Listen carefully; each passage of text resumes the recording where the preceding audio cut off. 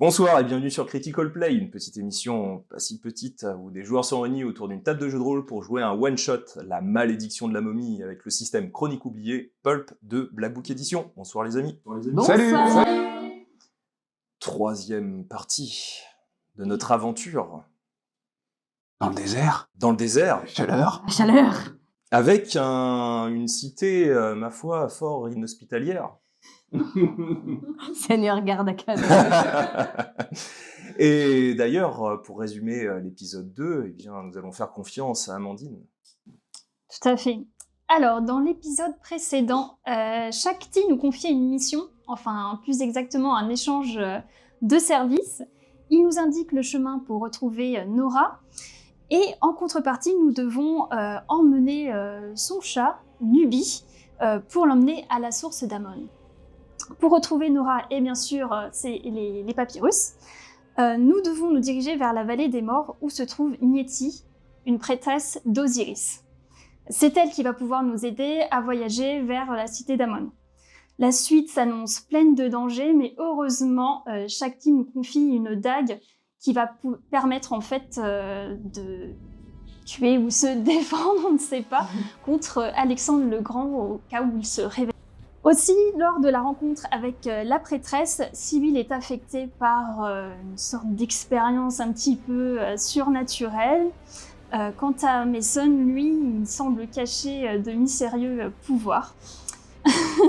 Puis la prêtresse nous fait voyager jusqu'à la cité d'Amon, où nous fûmes attaqués par deux créatures aux têtes de chacal, voilà. Mais heureusement, Baxter et Sébastien s'en tirent plutôt pas mal et réussissent à les éliminer, voilà.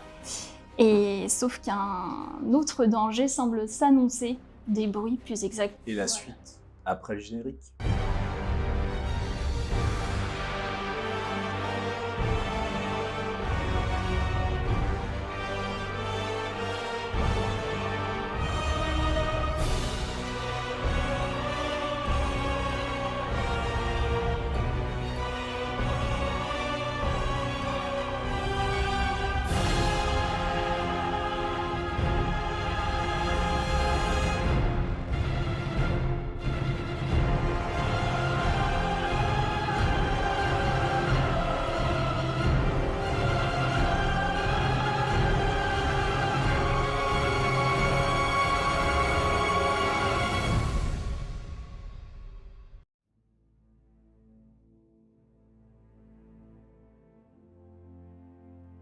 Vous ne rêvez pas.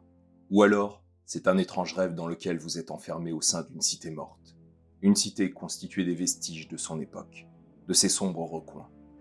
Cette ville égyptienne antique semble toujours aussi intimidante. Pas une étoile dans le ciel. Elles ont été comme aspirées par un titanesque démon infatigable dans son obscure mission. Celle de rendre stérile la voûte céleste et d'en faire d'angoissantes ténèbres. Il fait nuit noire. Mason, Sibyl, vous étiez parvenu jusqu'au seuil d'un immense escalier menant droit vers le temple lui-même. Un amas rocheux dans lequel on aurait taillé l'escalier sur lequel vous êtes, ainsi qu'une immense porte tout en haut. Les bracéros de part et d'autre de ces marches éclairent fébrilement le passage. Les bracéros et de somptueux et grandioses nénuphars bleutés luminescents. De massives colonnes conduisent vers le même point, les hauteurs de ces escaliers et aux deux grands battants de pierre entr'ouverts. Vous pouvez à présent apercevoir, une fois avoir passé le seuil, cette voûte étoilée incroyable au-dessus de vous. C'est comme si le passage du seuil vous avait permis de voir au-delà du voile jeté sur la cité elle-même. En revanche, Baxter et Sébastien, vous entendez toujours le bruit lourd des pas puissants derrière vous.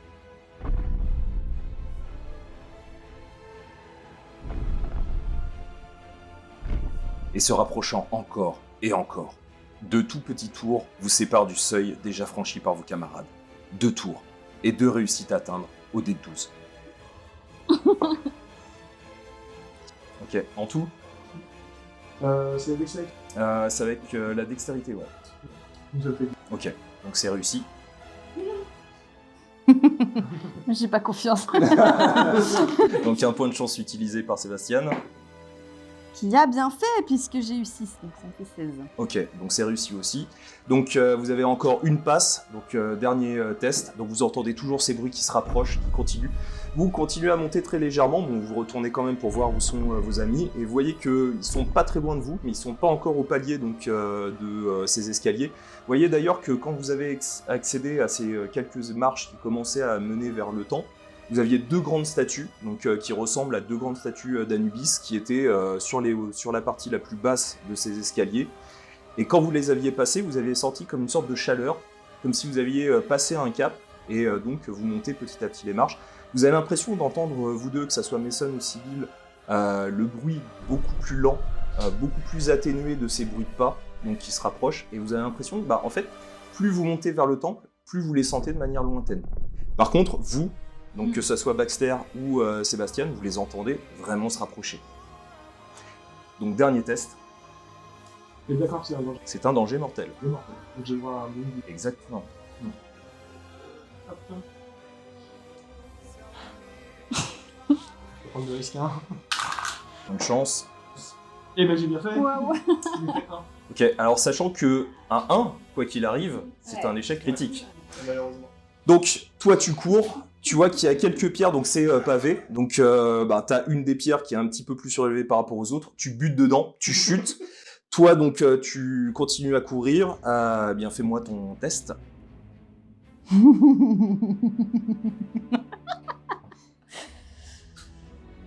Ah non, non, je... Un point de chance encore.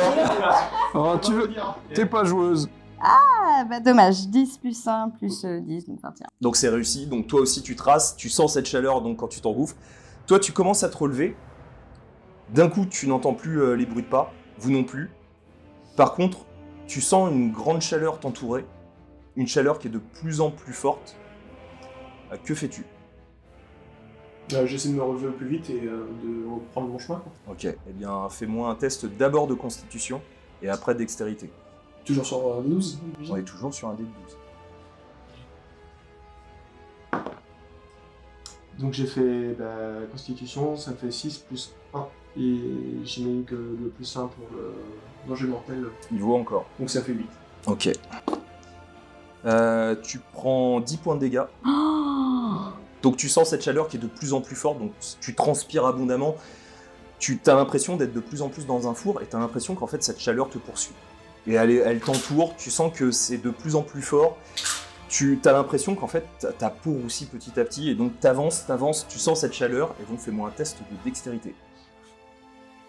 Donc si tu rates, t'es encore trop lent et tant que t'as pas réussi ton jet de dextérité, en fait t'avances mais difficilement et donc jusqu'à ce que tu réussisses, tu dois faire un test de constitution comme premier jet. Je suis très content d'avoir utilisé mon dernier truc de chance avant. T'avances très lentement. Nouveau tour, donc fais-moi un test de constitution. 11 plus 2, donc. Donc cette fois-ci c'est réussi, donc tu sens la chaleur. T'as juste 2 points de dégâts donc, pour ce tour. Et fais-moi un test de dextérité. Donc 7 plus 3, 10. Et... Ok, donc c'est réussi. Donc t'avances malgré tout. Tu passes ce portail et d'un coup tu sens que la chaleur retombe. T'as extrêmement froid d'un coup parce que tu vois une énorme différence entre cette chaleur qui t'entourait et puis d'un coup donc les quelques marches des escaliers où commencent déjà à grimper tes amis qui ont ralenti je suppose leur marche pour t'attendre. Et tu vois que tu t'affaisses et tu sens cette chaleur qui petit à petit se dégage à l'arrière de toi. Tu peux discerner, tout comme tes acolytes, de la vapeur, comme une vague de chaleur. Vous avez ces quelques marches qui vous amènent vers cet immense rocher dans lequel fut taillées les différentes marches devant vous. Une monumentale porte à double battant termine l'ascension de cet escalier. Mason, naturellement, tu viens relever Razlo, et en posant ta main sur son dos, tu sens que sa veste est extrêmement chaude. Nubi, le chat de Marshakti, semble très calme, collé à toi, Sébastien. Le chat ne se soucie pas du tout de ce qui se joue autour de lui. Vous montez les escaliers. La porte est comme taillée pour des géants, large de 20 mètres et haute de 30. Vous ne parvenez pas à discerner ce qu'il y a au-delà de cette entrée. C'est sombre, extrêmement sombre. En tendant l'oreille, Mason, tu n'entends strictement rien. Sibyl, en explorant du regard, tu n'y discernes rien non plus. C'est comme si de la poix recouvrait chaque parcelle de la surface intérieure du temple. Je propose une petite halte, histoire que chacun puisse reprendre son souffle. Vous auriez pas une petite bouteille d'eau? Je suis un peu chaud. Je dois en avoir dans la poche de ma deuxième veste. Écoutez, ma foi, je dirais pas non. Petit repos. Donc vous prenez au moins 5 minutes pour utiliser un point de récupération. Et si vous l'utilisez, donc vous regagnez l'ensemble de vos points de vie. Car on est dans un monde pulp. On l'utilise pas, mais C'est bien, tu y as pensé pour nous. Donc voilà. c'est-à-dire que j'en voyais un qui avait mangé 12 points de vie, à mon avis, il va avoir besoin de... Ça, je les reprends pas, mais ça, je les reprends. Voilà. Donc tu regagnes tes 22 points de vie, c'est ça? Les 12 que j'avais perdus juste avant, oui. Et les points de chance. Ah, malheureusement, c'est à la fin du scénar. Et les points de sorcellerie? Point de sorcellerie, alors si tu utilises un point de récupération, tu les regagnes tous. D'accord, du coup, c'est le vert, je crois. Ouais, c'est le vert. Donc tu utilises toi aussi. T'as bien fait de poser la question. Exactement. Alors les points d'inspiration, non, par contre. Non. Donc vous reposez à l'entrée, vous avez toujours donc aucun bruit, c'est vraiment comme si vous aviez un silence de mort à l'intérieur de la cité. Vous avez toujours ces petites lumières rouges donc à l'intérieur de quelques bâtiments d'habitation, mais plus ces bruits très lourds, vous voyez aucune créature, c'est comme si vous étiez seul au monde à l'intérieur de cette cité. Et donc vous êtes toujours devant cette grande porte entrouverte, enfin ces deux grands battants entrouverts, et cette obscurité totale. Donc... que faites-vous? On peut bien reposer, on va rentrer. Moi, je fouille dans mes affaires, j'ai une sorte de petite lampe, en fait, pour ausculter. Donc, je m'en sers pour voir s'il n'y a pas une lampe torche, quelque chose qui pourrait... Même un morceau de bois et une torche, on peut faire une torche. Fais-moi un test de perception.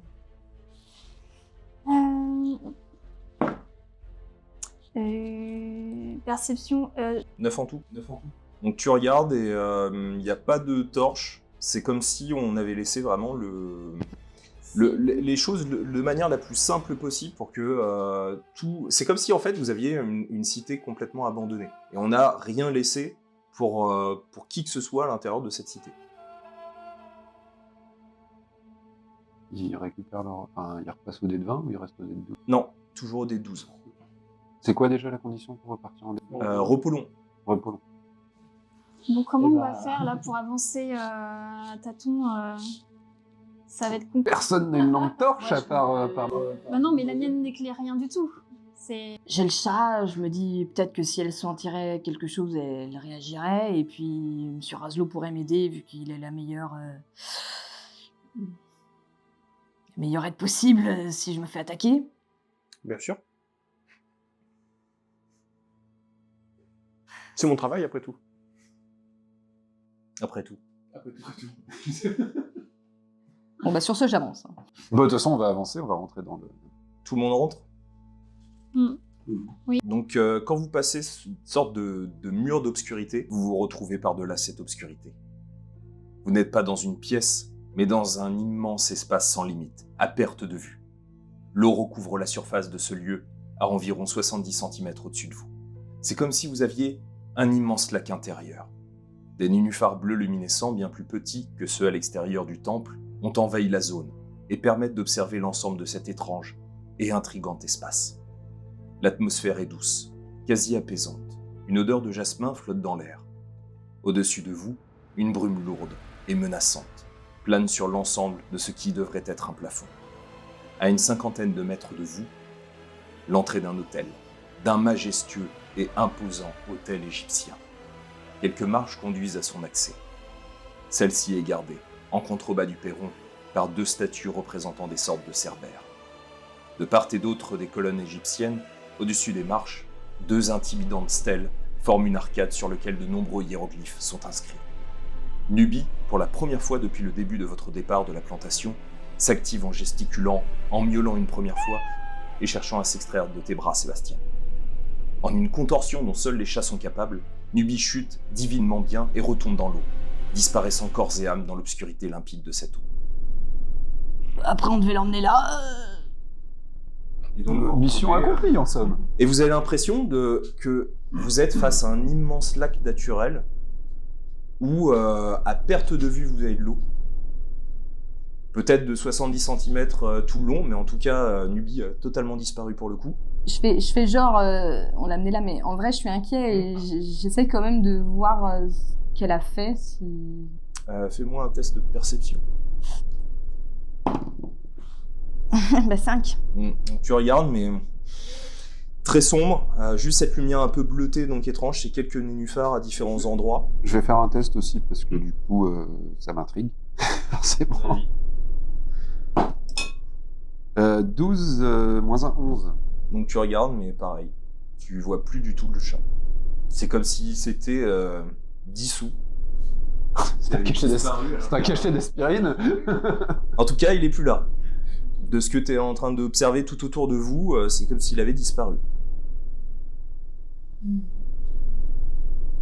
Bah, de toute façon, je propose d'avancer. Continuons. Vous avancez vers le portail. Par la Ouais. lumière, ouais. Tout en continuant, j'essaye de regarder quand même si je vois pas le chat réapparaître. Moi, je regarde surtout s'il n'y a pas des mouvements dans l'eau. Bah, tu regardes et c'est vraiment le calme plat. Même quand vous avancez, vous n'avez pas cet effet d'onde. Vous avez vraiment l'impression d'être dans une eau, mais très dense. Et pourtant, quand vous avancez, vous avez vraiment l'impression d'avoir de l'eau. Puis quand vous la touchez, enfin voilà, c'est de l'eau, c'est limpide. Enfin, c'est vraiment. Mais vous avancez, vous n'avez pas cet effet d'onde. Vous avancez et puis vous arrivez donc jusqu'à ce portail. Je vais poser une question stupide, mais est-ce qu'elle mouille cette eau? Oui, elle mouille. Mais ça aurait pu être une question intéressante. Oui, voilà, c'est ça. Mais voilà, vous arrivez devant ce portail et vous avez donc cette lumière qui a l'air de pulser, bleuter. Donc vous avez cette image, cette couleur face à vous quand vous vous observez. Ces nénuphars qui sont donc tout autour du lac, autour de vous, et ce grand portail, et puis cette lumière bleutée d'où émane quelque chose à l'intérieur qui a l'air de pulser d'une manière bleutée.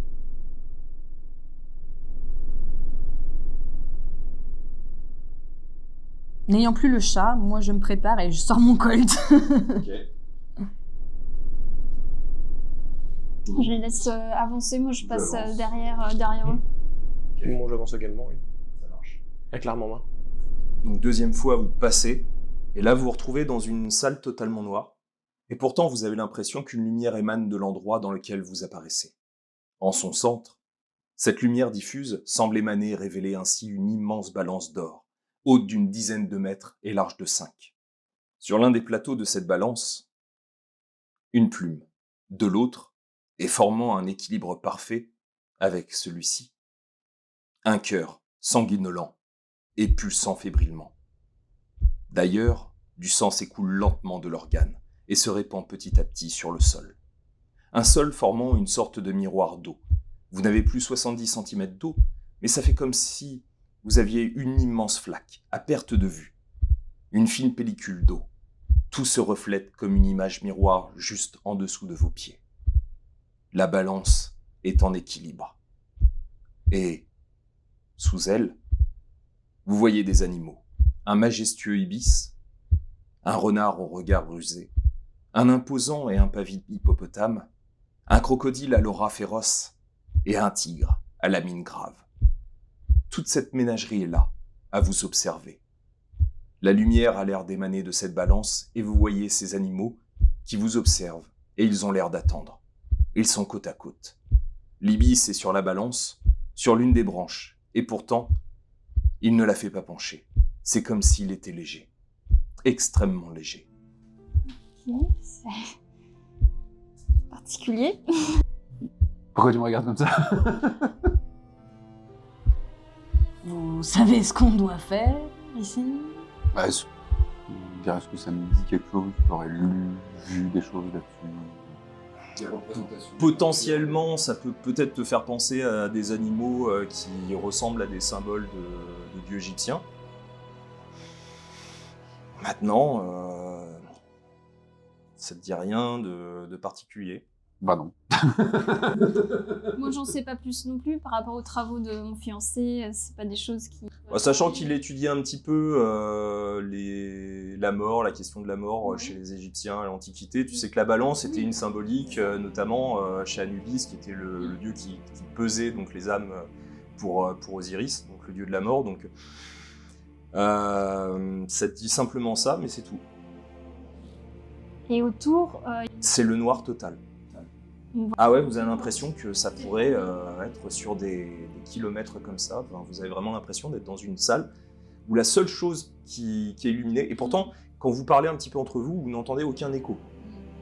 Mais pourtant, vous avez cette impression que la salle où vous êtes, si c'est une salle, elle est extrêmement, extrêmement grande. Moi, je me décide d'avancer vers la balance. Bah, tu fais ne serait-ce que 5 pas, et tu vois se dessiner devant cette immense balance, comme s'il se relevait, un immense cobra, majestueux, colossal et incroyablement inquiétant. Vous ne pouvez qu'envisager sa taille. À présent que vous l'entendez se délier, l'impression que l'espace autour de vous abrite chaque partie de la monstrueuse longueur de corps reptilien vous saute aux yeux. Sa peau est noire, avec quelques lignes blanches par endroits. Il se relève encore et encore, lentement, comme s'il se retrouvait face à des proies, de toutes petites et minuscules proies. Tu hésites d'ailleurs, Mason, sur ses intentions, savoir s'il est belliqueux. Il vous toise de tout son long, avec ses 2 petites billes lumineuses rougeâtres constituant ses yeux ophidiens. oh là là. Je tente de faire un pas de plus. Mais vraiment, je ne pose pas forcément le pied, j'avance ma jambe. Je veux voir comment il réagit.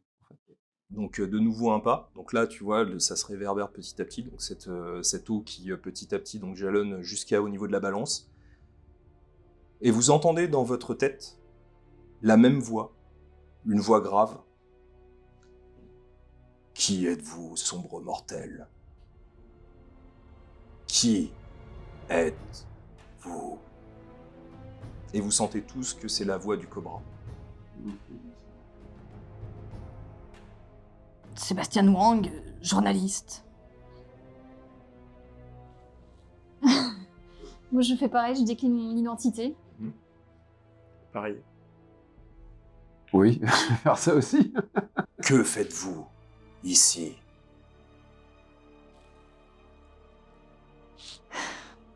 J'ai peur que ce soit un piège. Nous venons faire attention à ce que la momie d'Alexandre le Grand ne soit pas réveillée. Tu vois qu'il avance légèrement au-dessus de la balance pour se rapprocher de vous. Et pourquoi venir ici? Parce que les papyrus d'Anubis ont été volés. Et pourquoi cela me dérangerait-il? Il pourra être entre de mauvaises mains. Nous sommes là justement pour éviter que ça se produise. Bon, un test de persuasion avec charisme.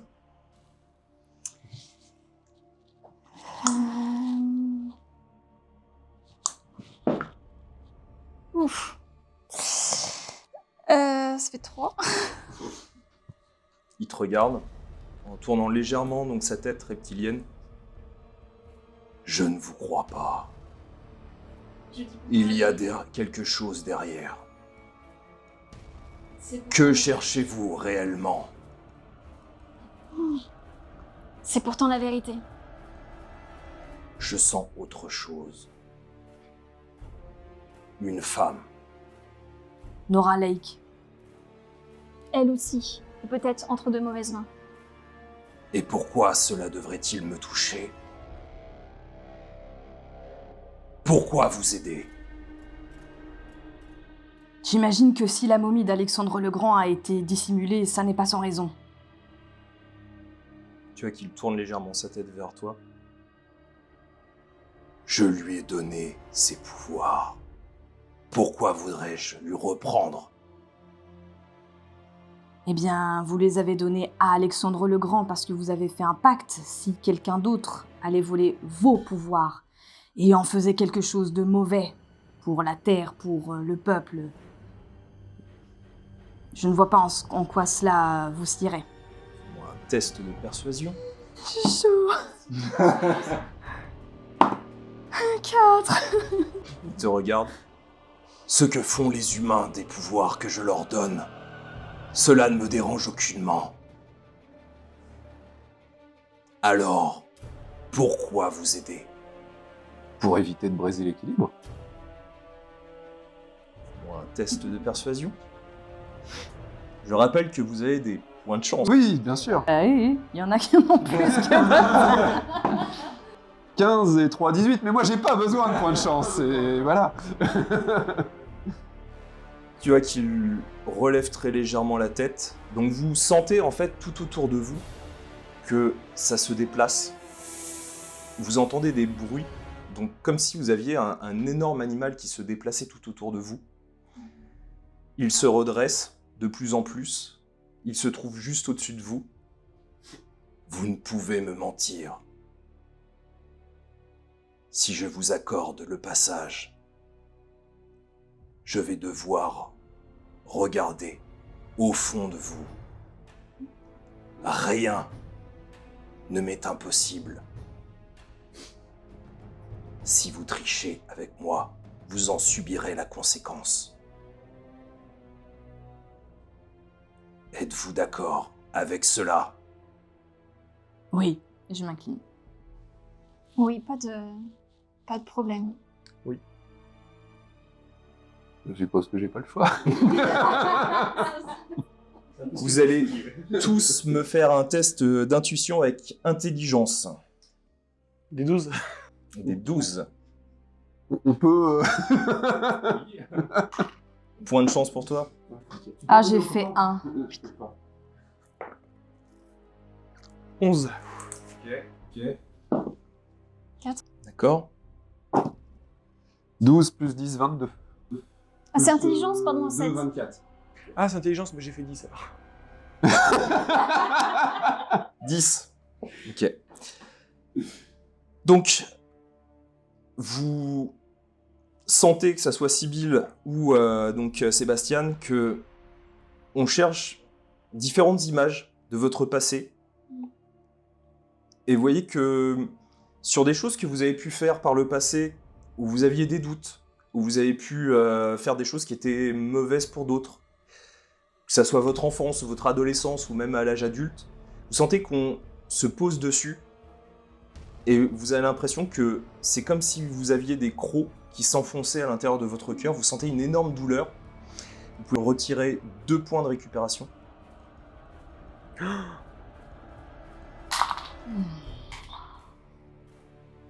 Et d'un coup, tout s'arrête. La seule chose que vous ressentez, c'est le vent. Vous réouvrez les yeux et vous découvrez devant vous une vallée, située sur la rive ouest du Nil, que vous pouvez apercevoir au loin. Elle est au cœur de la nécropole thébaine, au sud de l'Égypte. Une montagne évoquant la silhouette d'une pyramide. La cime domine la vallée du haut de ses 470 mètres. Les anciens Égyptiens considéraient cette montagne comme le lieu de résidence de la déesse protectrice de la nécropole thébaine, ainsi que des artisans de Der el-Médine, qui ont constitué les tombes de la vallée des rois. L'Oued, c'est-à-dire le lit du Nil dans cette région, s'ouvre en 2 branches principales. La vallée de l'Est, où est située la majorité des tombes royales, et la vallée de l'Ouest, qu'on appelle aussi la vallée des singes, abritant moins de tombes. En vous relevant, vous pouvez ressentir, sous vos doigts, les différentes traces de ce millefeuille de calcaire dense, composé d'autres couches de marne ou de craie structurant ce que l'on appelle la vallée des rois. Le soleil tape fort, vous faisant plisser vos yeux pour examiner le terrain. La chaleur vous faisant transpirer peu à peu, la sueur perlant le long de votre dos. L'air est extrêmement sec, et vous sentez dans votre bouche cette irritante sécheresse. Vous vous souvenez que la région est connue pour abriter les hypogées, c'est-à-dire les tombes souterraines de nombreux pharaons du Nouvel Empire, mais aussi celles de certaines épouses et enfants de pharaons, ainsi que de nobles dont les pharaons ont voulu récompenser la valeur. C'est une zone où les pharaons cachaient leurs secrets. Et faites-moi un test de perception, s'il vous plaît. Tous ou que Ouais, deux? tous. Ah, ok. Et là, vous avez le droit au dé de 20, tous. Ce luxe. Pour tout le temps? Oui. Enfin, sauf si vous avez une blessure grave. Non, je suis en parfaite santé, c'est bon, tout va bien. Ah! Ah, ça servait à quelque chose. Je fais 9. 10 en tout. 18. J'ai fait 2. Moins 1, 1, mais...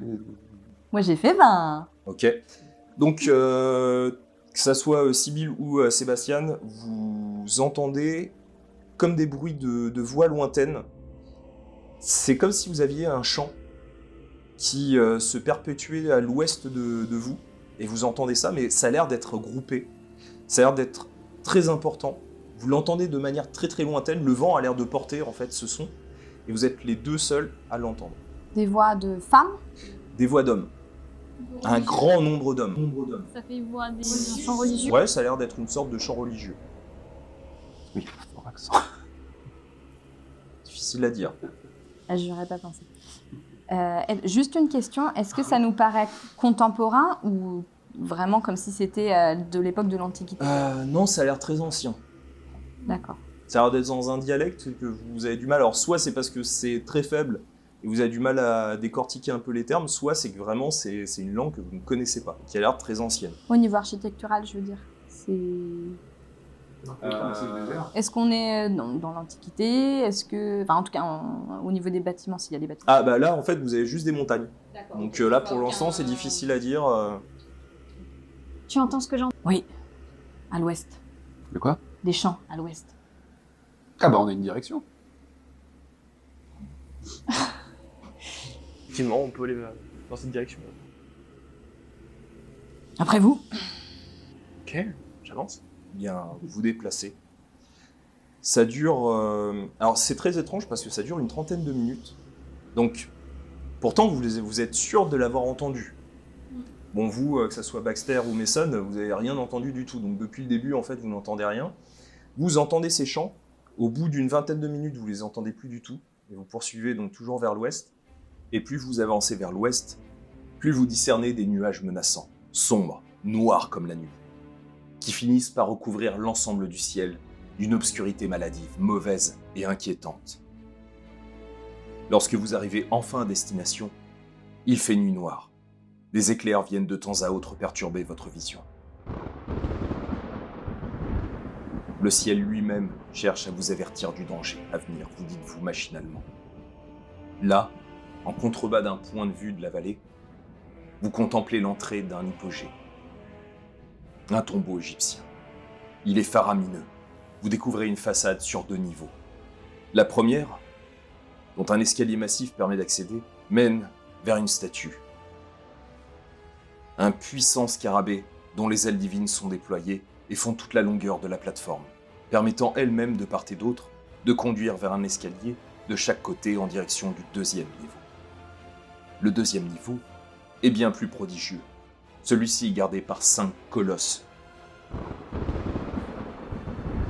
5 statues du dieu Anubis en marbre noir. Les bras croisés, tenant une arme de la main gauche, ils semblent avertir les malheureux désirant s'aventurer à l'intérieur du tombeau. Une menace divine descendant des âges. Ce dernier niveau conduit lui-même à un escalier permettant d'accéder au passage menant vers l'antichambre du tombeau. Au niveau du sol, quelque chose attire votre attention. D'immenses brasseros donnant une couleur chaude et vermillon au lieu, jouant avec les ombres de ces fantasques constructions humaines, ainsi qu'avec les statues alignées de plusieurs vigiles de pierre conduisant au premier escalier massif de l'hypogée. Des sortes de sphinx à tête de bélier. Là, une cinquantaine de soldats nazis sont présents, mais étrangement figés. En y regardant bien, en avançant de plus près, vous comprenez avec horreur que ce sont des statues. Ils sont tous en pierre. Ils regardent tous vers la même direction. Le passage conduisant à l'intérieur du tombeau. Ils ont tous des visages différents, mais le même uniforme. Certains ont la tête détournée, avec sur leur visage un rictus d'horreur. D'autres, complètement fascinés. Du coup, en m'approchant d'une des statues, je regarde, le propriétaire a l'air d'avoir des goûts assez particuliers en matière de décoration. Puis j'avance en direction du... Et au sol, il y a des traces, quelque chose? Non. Soyez prudents quand même. On dirait qu'il s'est passé quelque chose de très grave. Ils sont comme pétrifiés par... Je m'approche, je touche les... Enfin, parce que je suis assez surprise par ça. Je touche la... De la pierre. Alors quand t'en touches une, tu sens que c'est de la pierre, et puis tu vois que ça s'érode aussitôt et ça retombe donc en plusieurs petits morceaux de sable qui s'effondrent. Écoutez, si vous avez une meilleure direction ou un meilleur endroit. Non, je dis juste d'être prudent. Tout à fait.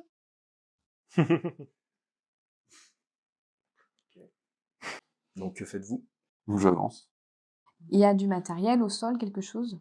Ouais, il y a du matériel, tu vois qu'il y a du matériel d'extraction. Il y a des pioches, des pelles, Des ce lampes. genre de choses. Il y a des lampes. Je pensais à ça, mais effectivement, peut-être que des pioches, si jamais on se retrouve... Des pioches, si jamais on se retrouve coincé... Oui, à l'intérieur, pioche, lampe, tout ce qui pourrait être utile. De l'eau. Il y a de l'eau. Il y a de l'eau. Schnapps. Il y a du schnapps, oui, effectivement. Je prends une pioche. Petite bouteille de schnapps. Donc, vous rentrez à l'intérieur du bâtiment, donc vous montez les quelques escaliers. Vous voyez un long couloir qui descend, mais qui a l'air extrêmement profond. Pas de lumière. Aucune lumière ne filtre de cette obscurité surnaturelle. Arrivé au seuil, vous entendez hurler une femme. Sa terreur a l'air totale. Vous descendez durant 10 bonnes minutes qui vous semblent une éternité. Puis, vous passez un portail dont les deux pans de chaque côté sont légèrement inclinés de sorte qu'ils rapprochent au fur et à mesure de leur ascension. La lumière de la lune parvient jusqu'à vous, permettant d'observer du haut d'un escalier à 3 voies, en pierre massif, l'antichambre du tombeau d'Alexandre le Grand.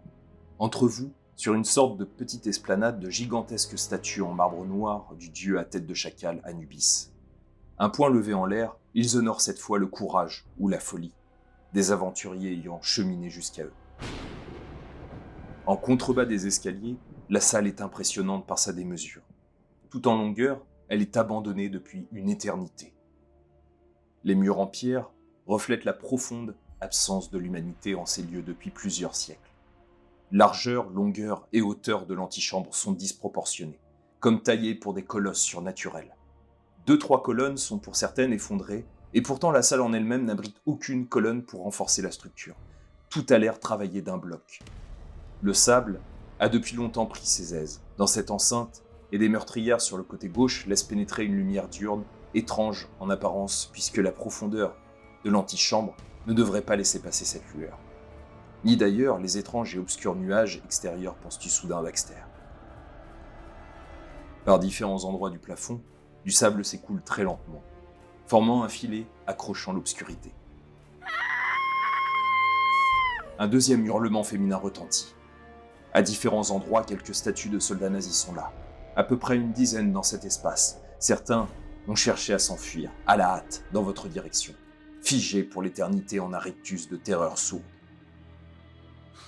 Ça vous parle, ce folklore-là, de se faire transformer en pierre? Non, pas du tout. Absolument pas. Je demande au cas où. J'ai jamais vu ça. Vous avez l'air de me penser comme un, Moi, je n'ai comme pas un de gars. sorcier. Vous m'avez demandé de vous suivre dans vos aventures. Si je suis là, c'est à cause de vous. Excusez-moi de vouloir savoir un peu où je mets les pieds. J'avance. Mais c'était le contrat. Vous ne saviez pas où vous mettiez les pieds. Ça me saoule.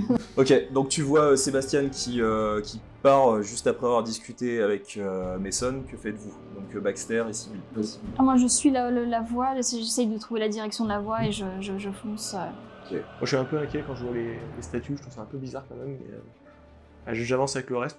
Mais, je suis pas rassuré, quoi. Ok, donc vous avancez, ça prend bien 5 bonnes minutes pour arriver de l'autre côté, de l'antichambre. Un passage ressemblant à celui du seuil de l'antichambre vous fait face. La tension est à son comble.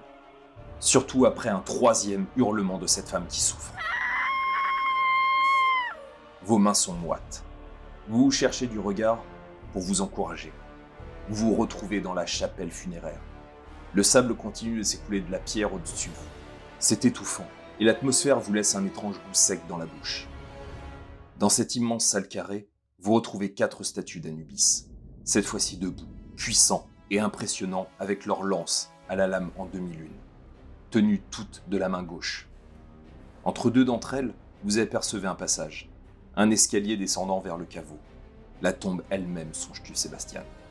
C'est de là que vous reconnaissez une voix masculine au dialecte étrange. Vous avez du mal à identifier la langue usitée. Mason, tu penches pour du grec ancien, sans en être tout à fait sûr. De plus, vous discernez des bruits de pas, des pas brutaux et résonnants depuis les profondeurs de cette sombre salle. J'imagine que je suis le premier, du coup, on ne peut pas avancer à deux dans cette espèce d'escalier. Donc j'avance très doucement jusqu'à ce que je puisse avoir un petit aperçu de la pièce du bas. Bien, fais-moi un test de discrétion avec dextérité. Merci le D20.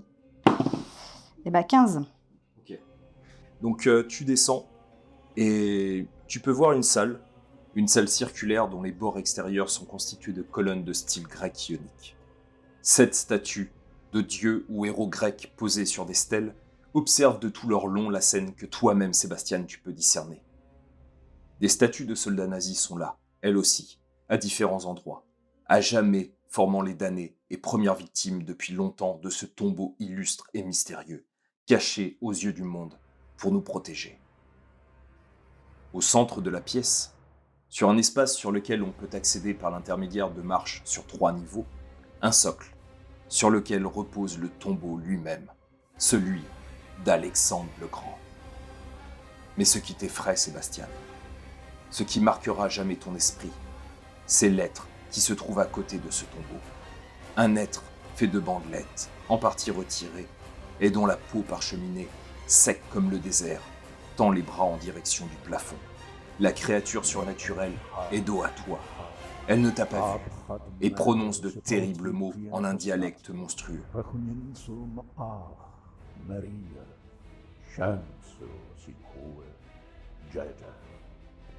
À 3 mètres de hauteur de cette momie, Nora lévite. Ses yeux ne sont plus que 2 sources d'un rayonnement puissant aussi lumineux que le soleil lui-même. Elle hurle encore une nouvelle fois, dans un accès de désespoir. Sa vie semble la déserter. Être aspirée de seconde en seconde par le monstre, la momie, Alexandre le Grand revenu des enfers. Donc que Je fais-tu? tire sur la momie. Ok. Fais-moi. Alors t'avais fait combien ton test de dextérité? 15. Ok. Donc tu le prends par surprise, tu peux attaquer donc sans qu'il puisse réagir. Donc vas-y. Je suis pas au calcul à distance. 17. Ok. Donc ça touche. 4. Ça marche. Donc tu le tires dessus. Tu vois que d'un coup il s'arrête. La peau de Nora cesse elle aussi de se parcheminer. Mais la momie se retourne. Tu peux enfin constater l'horreur qui se trouve à quelques mètres de toi, Sébastien. Alexandre le Grand est habillé à l'égyptienne, avec une coiffe royale dont le tissu n'est plus que l'ombre de la richesse offerte dans l'au-delà pour son porteur. Des bijoux sont présents, positionnés à différents endroits pour embellir le souverain maudit, notamment un bracelet en argent représentant un cobra, entourant le biceps de l'ancien roi macédonien. Mais sa peau est une horreur. Elle est grise, sèche au possible, et colle à chaque os de la momie. Un masque mortuaire a été posé sur le visage d'Alexandre le Grand. La partie inférieure droite étant cassée, tu peux discerner avec effroi la dentition sans lèvres de la créature. 2 onyx sont placés sur le masque à la place des yeux, offrant un regard terrifiant à cet être revenu parmi les vivants. Vous, pendant ce temps, donc, vous entendez un tir. Que faites-vous? Donc Baxter. Bah, je me précipite vers l'endroit d'où le tir venait. Ah bon, c'est pareil, c'est vrai. Je crois que je crie, de toute façon. Ok, ça marche. Mason, que fais-tu? Eh bien, je les suis. Ok. Donc ça sera au prochain tour, donc vous descendez tous. Donc toi, tu te retrouves face à elle. T'as combien en dextérité? En dextérité, j'ai 13. 13, ouais. Donc c'est d'abord à lui d'agir. Tu vois que il tend la main dans ta direction. Il a toujours ses propos un peu étranges, donc ce dialecte que tu ne comprends pas. T'as 13, hein? Non, t'as 11. Dextérité, mais j'ai 11 en défense. Ouais. 11 en défense, ouais. Donc ça touche. Ça fait... Mal. Ouais. Donc j'ai le droit de relancer. Ça fait 12 points de dégâts. Maman. Elle fait plus que moi tout à l'heure. Non, elle a fait le même nombre de dégâts, mais en une fois.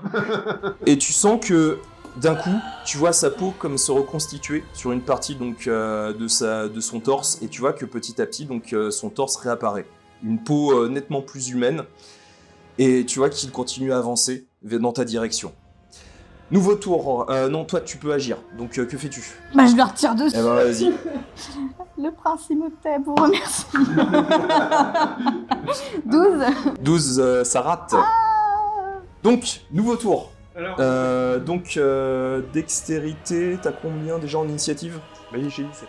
17. Ok, ben c'est à toi d'agir. Ouais, cool. Je suis à portée Tu es à portée, ouais. et je suis à quelle distance? Est-ce que je peux me rapprocher? Tu peux te faire ton action de mouvement et directement être à son contact et après l'attaquer. Tout ça au même tour? Ouais. Ok, bah je vais me mettre à son contact et lui mettre un coup de dague. Eh ben vas-y. Donc attaque au contact, sachant que t'as un +1 à ton attaque au contact, vu que t'es avec la dague. Oui. Ouais. Eh bah dommage. 5 plus 3, 8 et plus 1, 9. Ça rate. Ensuite, donc, Sibyl, t'as 14 à l'initiative, hein, c'est ça? C'est ça. Ouais, donc c'est d'abord à toi, et ensuite ça sera la momie. Est-ce que je vois Nora toujours? Oui. Non, elle est toujours statique, levée à peu près 3 mètres de haut, et elle bouge pas du tout. Et je peux pas en fait, la momie me bloque le Ah non, vous avez la salle, donc tu peux contourner si tu veux et pas l'attaquer. Bah ouais, j'essaye de me rapprocher le plus possible de Nora pour essayer de la récupérer. Ok, donc ça va être toute ton action de mouvement, donc tu fais un double mouvement, donc ça va être que ça. Donc et t'arrives à la fin de ton tour directement juste au-dessus d'elle. Ok. Ensuite, donc la momie d'Alexandre. Car c'est elle. Tu vois qu'il lève les deux mains et ouvre massivement la bouche, déformant de manière inhumaine son visage derrière son monstrueux masque noir.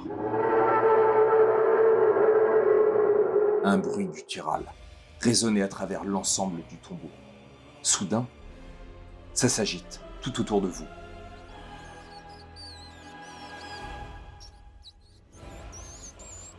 Ça vient de tous les côtés, ça semble grouiller, terriblement grouillé. La première allait discerner, c'est toi, Sibyl. Des rats. Une nuée, une horde de rats, grouillante et gesticulante dans tous sens, venant très rapidement dans votre direction, comme appelé par un ordre souverain. 1, 2, 3, 4. Donc il te voit en fait courir en direction de sa victime, Sibyl, et tu vois que tous les rats commencent à se diriger dans ta direction. Donc, t'as en défense 12, hein, c'est ça. Ça rate. Donc tu vois qu'ils se déplacent dans un premier temps, donc tu réussis donc en courant à les esquiver, mais tu vois qu'ils continuent à se déplacer donc dans ta direction. Ensuite, donc c'est à toi, donc toi t'as fait ton mouvement. Mason. C'est chaud ici, non? Ouais, il fait chaud, oui. Donc que fais-tu, Mason? Du coup, je vais... la cible est à moins de 20 mètres. Oui. Ok, du coup, je vais lui insérer une malédiction.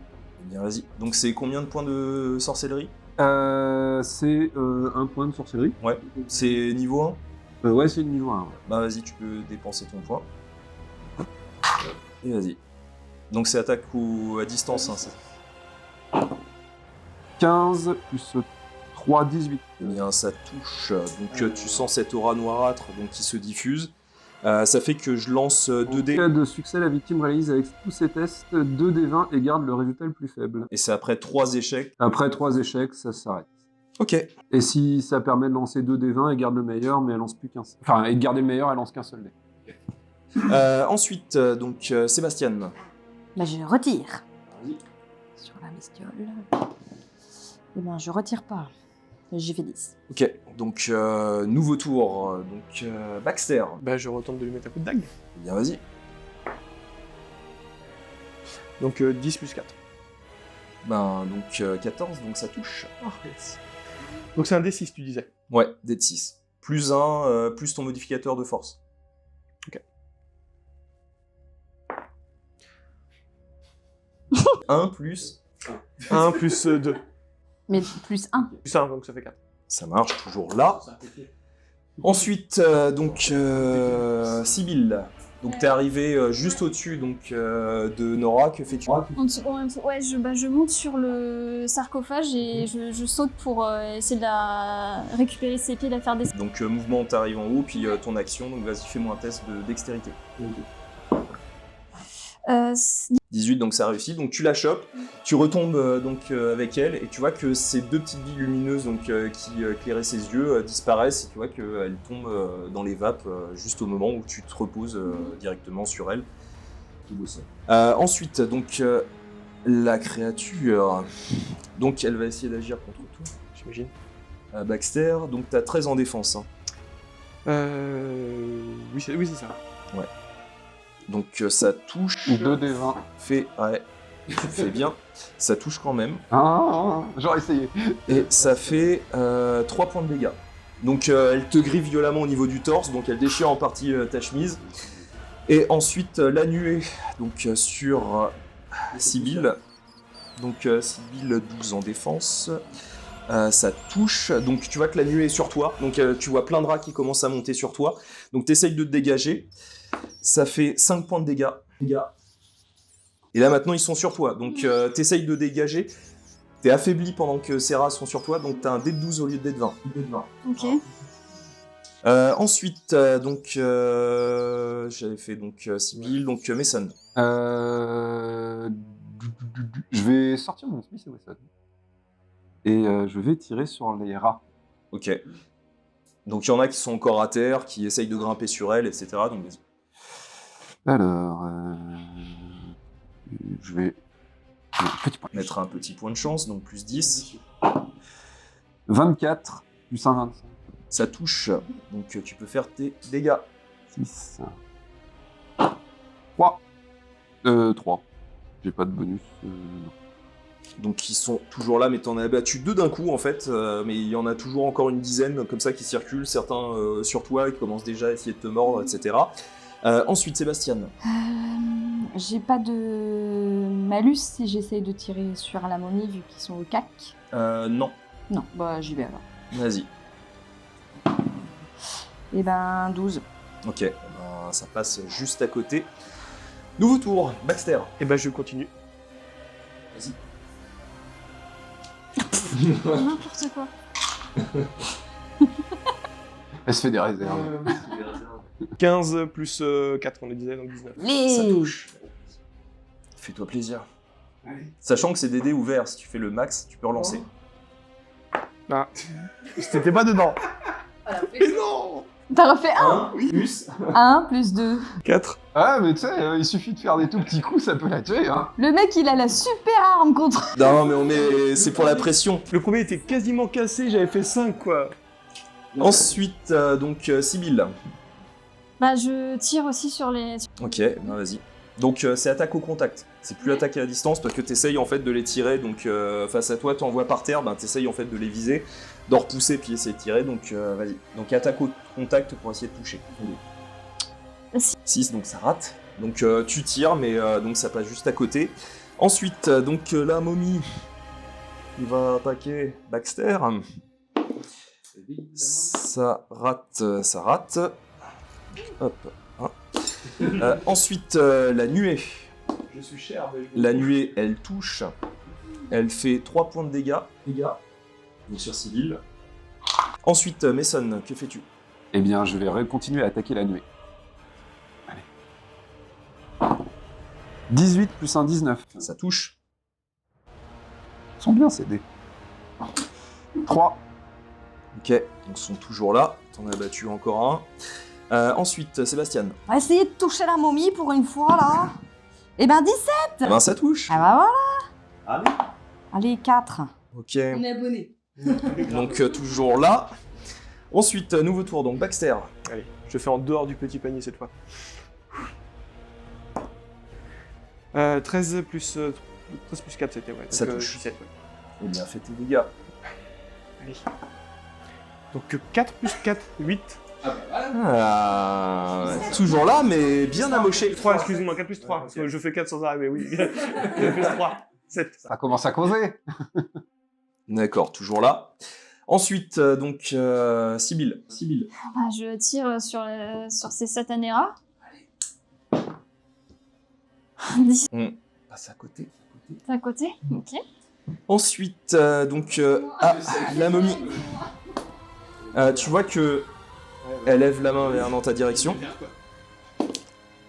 Donc deuxième lancé, ça touche. Ça fait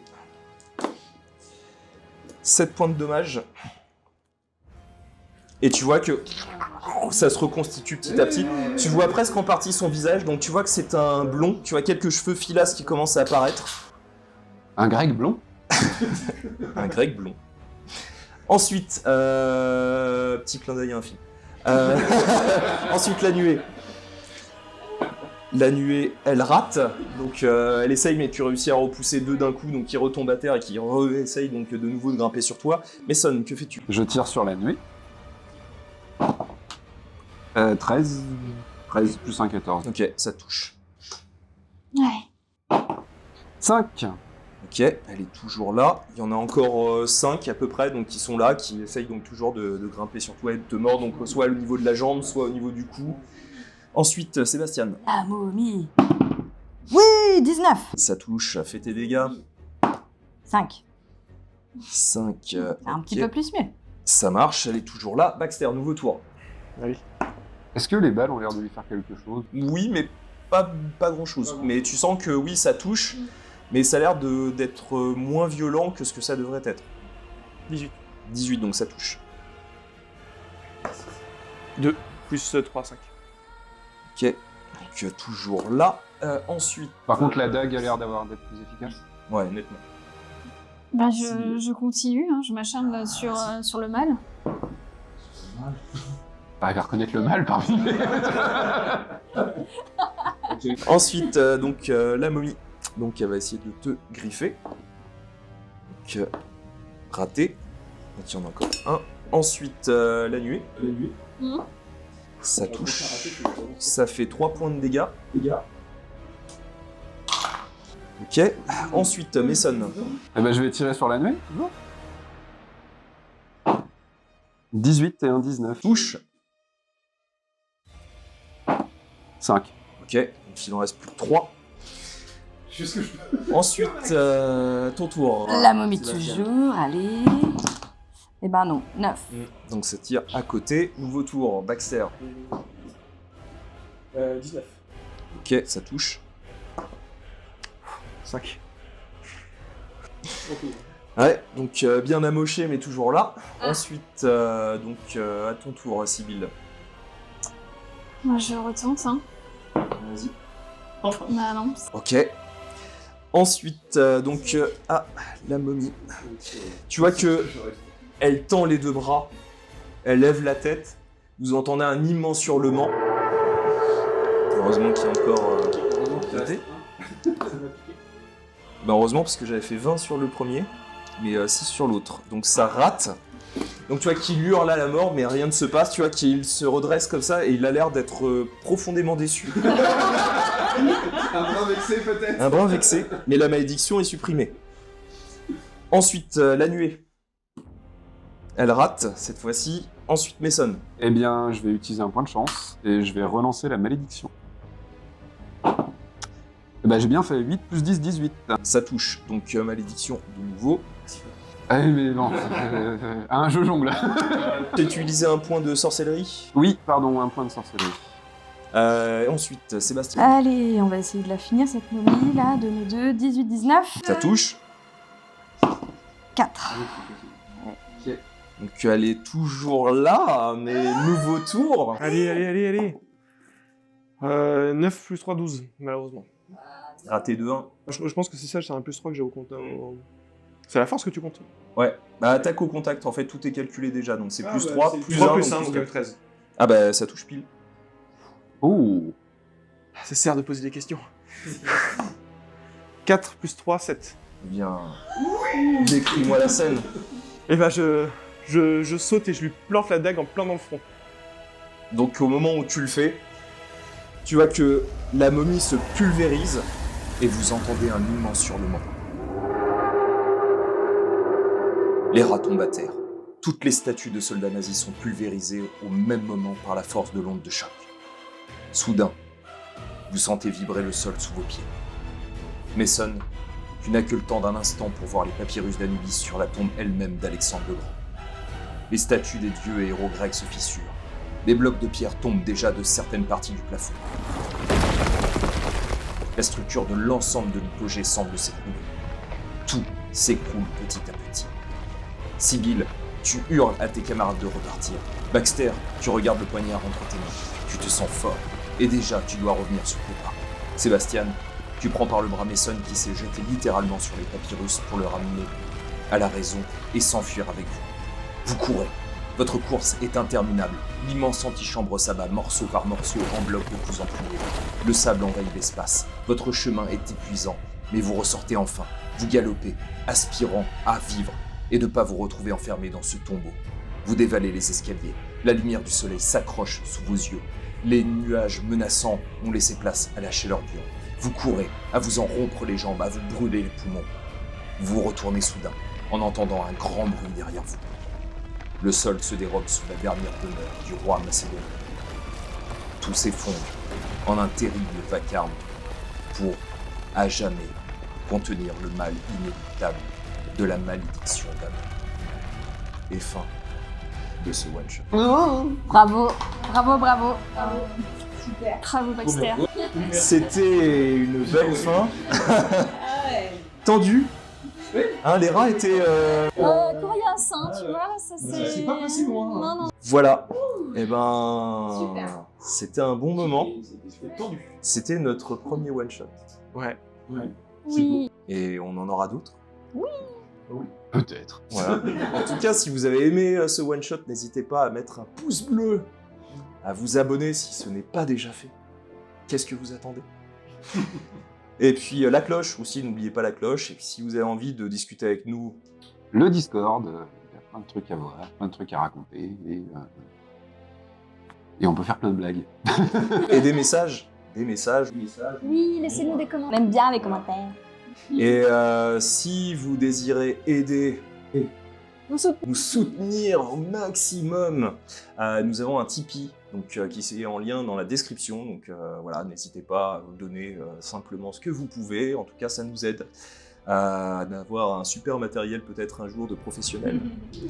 Et puis maintenant, prochain rendez-vous, la campagne. Et si vous êtes sage, Et ouais, Donjons et Dragons, avec la première le 30 août à 21h en YouTube première. En attendant, passez de bonnes vacances, profitez-en bien, et puis on se retrouve à la rentrée, tout à fait. avec, on leur fait plein de gros bisous. À plus, salut, ciao.